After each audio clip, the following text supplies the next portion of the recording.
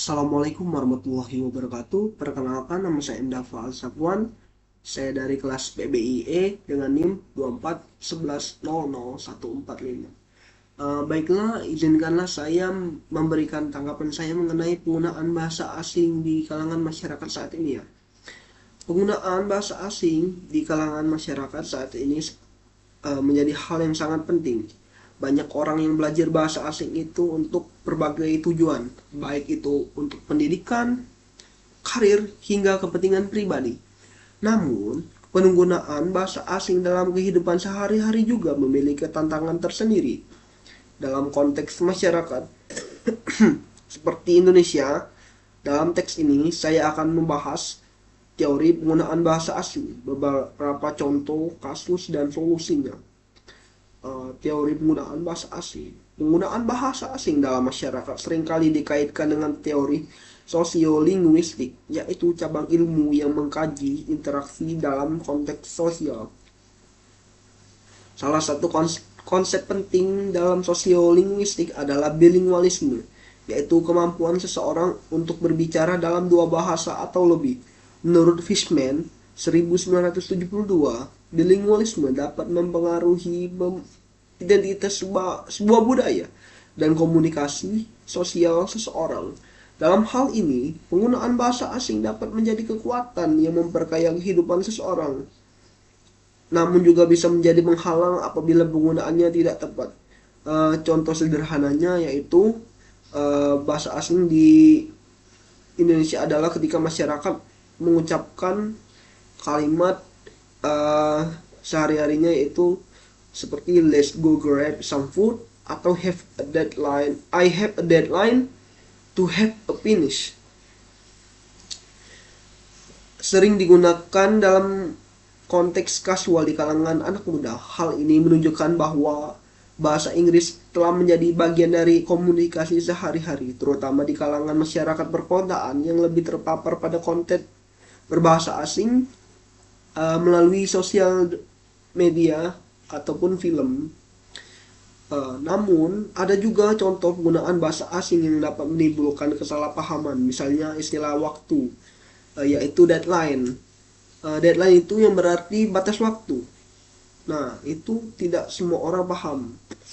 Baik seperti contohnya orang tua atau masyarakat yang tidak terlalu familiar dengan bahasa asing.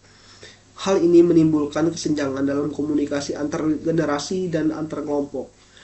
Solusinya yaitu penggunaan bahasa asing yang efektif memerlukan pendekatan yang bijaksana agar tidak menimbulkan kebingungan. Beberapa ini solusi yang dapat diterapkan. Penggunaan secara kontekstual.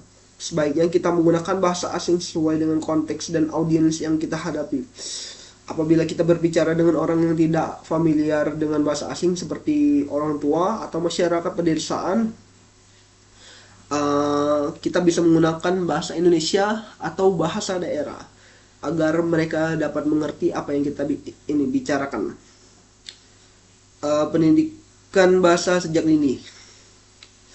Pendidikan bahasa asing, terutama bahasa Inggris, perlu ditanamkan sejak dini dengan cara yang menyenangkan. Hal ini memudahkan generasi muda dalam menguasai bahasa asing, sehingga mereka lebih percaya diri dan terampil dalam menggunakan bahasa asing dalam kehidupan sehari-hari.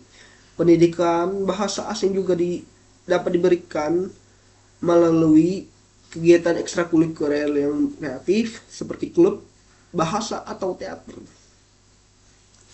Pembatasan penggunaan bahasa asing dalam konteks resmi. Dalam konteks resmi seperti pidato kenegaraan, pengumuman publik, atau pemberitahuan resmi disarankan untuk menggunakan bahasa Indonesia saja.